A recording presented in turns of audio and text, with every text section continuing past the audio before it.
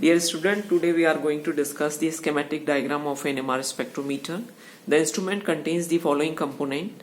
First, the major component is the strong magnet with the homogeneous magnetic field. So this is the magnet which is shown by the shadow line. This is North Pole and South Pole. The strength of its field can be varied continuously and precisely over the relatively narrow range with the help of the sweep generator. So we are having the sweep generator which can control with the small range the magnetic field and the precisely. Second major part is the radio frequency oscillator which will oscillate the radio frequency. And the third part is radio frequency receiver. So the radiations transmit from this coil and will be received here. It will be detected and calibrated here, which is connected to the recorder, calibrator and integrator. And the major part is the sample holder. We are having a slot here. It is the NMR tube which is having around the coil, and the sample is in this tube, and this magnetic field be generated around the coil, and this will be received by the receiver and the detector. So this is the schematic diagram of NMR spectrometer. As we know, there are the two types of the NMR spectrometers are used. First is the continuous wave CW instrument, and the second is the pulse Fourier transform instrument. First we are taking the continuous wave CW instrument.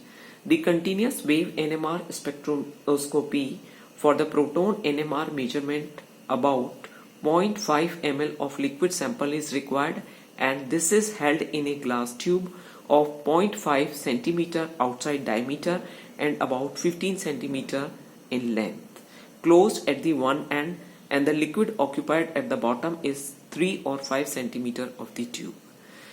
But for the C13 work, about 3 ml of the liquid is required, and the sample tube is of 1.2 centimeter in the diameter. The traces of the reference compound such as the TMS is usually added directly to the sample. However, if the reference compound might interact with the sample, it can be held in a annulus external to the sample tube. The magnetic poles are 20 to 30 centimeters in diameter, and the gap between them is only 2 to 3 centimeter. When recording a spectrum in the field sweep node, the radio frequency oscillator batches the sample in a radiation of 100 MHz by means of coils placed near the sample. In a vertical plane, the magnetic field is set to 2.5 Gauss. As each nucleus resonates, absorb energy, revert to the ground state, the emitted energy is collected by the detector coil, wound around the sample, amplified and passed to the recorder. This method is easy to change a magnetic field smoothly and fairly easy to change or maintain the precise frequency by using a carefully thermostable crystal oscillator. Next we are taking the Fourier transform technique FTNMR. Whenever we assigned a peak in a noise decoupled C13 spectrum, we do have reference material and empirical relationship to correlate the chemical shift with the structure. We lack coupling information because of the noise decoupling of the proton, and we cannot depend on the peak integration for the following reason. Repetitively scan proton spectrometry usually results in a satisfactory relationship between the integrated peak and the number of the nuclei under those are because there is a sufficient time between the irradiation of an individual proton for the relaxation to occur satisfactorily. Integration would also result for the C13 spectrum. Under these conditions, the Fourier transform technique is introduced for this routine work. This is work with the two manners. By exciting all the nuclei simultaneously, for this purpose a pulse is used. A pulse is simply a packet of radio frequency radiations comprising all the radiation necessary in the excite all the nuclei to that particular atom. So this is the pulse. So nuclear will come in the excited state. The second part is by giving the small flip to the nucleus.